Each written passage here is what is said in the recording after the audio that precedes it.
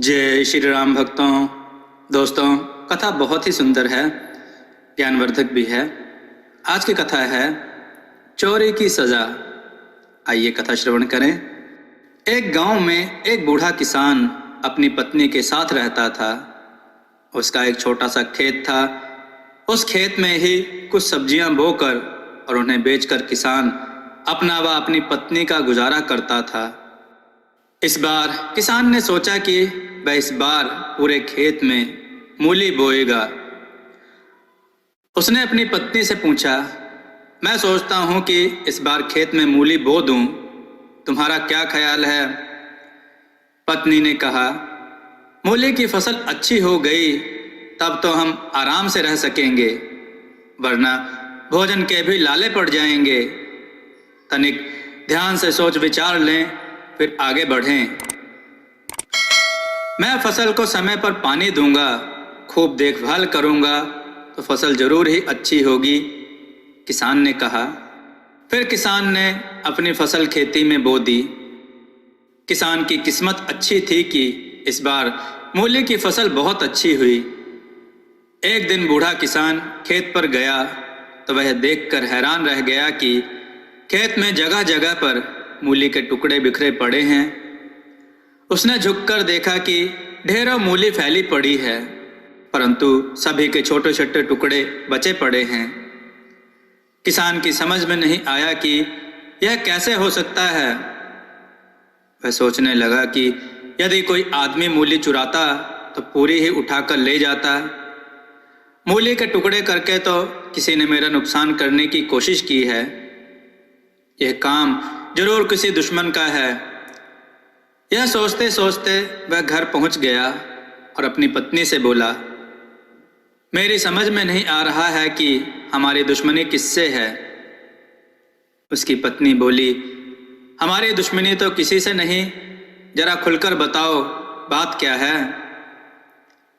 किसान बोला, किसी ने हमारा नुकसान करने की कोशिश की है।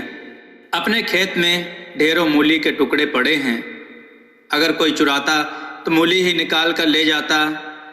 यह तो किसी दुश्मन की चाल लगती है जो उसने मूली के टुकड़े कर डाले। भला हमारा दुश्मन कौन हो सकता है? उसकी पत्नी बोली, लगता है तुम्हारा दिमाग बूढ़ा हो गया है, तभी दुश्मन की बात सोच रहे हो। भला हमारा दुश्मन कौन हो सकता है? जरूर कोई जानवर हमारी फसल खा रहा होगा। बूढ़े किसान को बुढ़िया की बात जच गई और वह रात को पहरा देने खेत पर चला गया। वह हाथ में कुल्हाड़ी लिए खेत के किनारे घास में छिपकर बैठ गया। आधी रात में अचानक भालू आया और मूली निकालकर कुछ खाने लगा और कुछ फेंकने लगा। किसान ने आव देखा ना ताव अपनी कुल्हाड़ी जोर से भालू की तरफ मारी। कुल्हाड़ी भालू के पिछले पैर में लगी और उसका एक पैर कटकर गिर गया। भालू दर्द से चिल्लाता हुआ लंगड़ाकर जंगल की तरफ चला गया। उसके जाने के बाद किसान ने भालू की टांग उठाई और घर पर आ गया।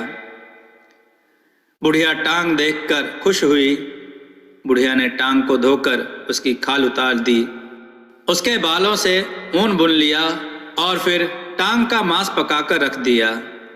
किसान और पत्नी ने जमकर मांस का आनंद लिया। उधर टांग कटने से परेशान भालू किसान से बदला लेने की सोचने लगा। वह जंगल में गया और पेड़ से लकड़ी तोड़कर उसकी चौथी टांग बना ली और ठक ठक की आवाज से चलने लगा। फिर एक दिन मौका देखकर वह सुबह किसान के घर पहुंच गया। वह बाहर से गीत गुनगुनाने लगा, मेरी टूटी टांग मुझे तू पहचान। भालू की आवाज सुनकर किसान और उसकी पत्नी थर थर कांपने लगे। वे जल्दी से दरवाजा बंद करने दौड़े, परंतु भालू तब तक भीतर आ चुका था। दोनों लोग डरकर अलमारी के भीतर छुप गए। भालू घर में इधर उधर गाना गाता और लंगड़ाता हुआ घूम रहा था। उसकी लकड़ी की टांग खट खट की आवाज कर रही थी। अचानक उसकी लकड़ी की टांग निकल गई और वह अपना संतुलन खो बैठा। भालू घर की सीढ़ियों के पास बने तहखाने में जा गिरा। किसान को ज्यों ही भालू के तहखाने में गिरने की आवाज़ आई, उसने अलमारी से निकलकर तहखाने का दरवाज़ा बंद कर दिया। किसान की पत्नी घर के बाहर जाकर शोर मचाने लगी। सारे पड़ोसी इकट्ठा हो गए, सबने मिलकर भालू को मार डाला। अब किसान चैन से रहने लगा। दोस्तों, आपको यह कथा कैसी लगी? अपने विचार और सुझाव कमेंट में ज़रूर दें। हमारी कथाओं को लाइक करें, हमारे चैनल को सब्सक्राइब करना ना भूलें।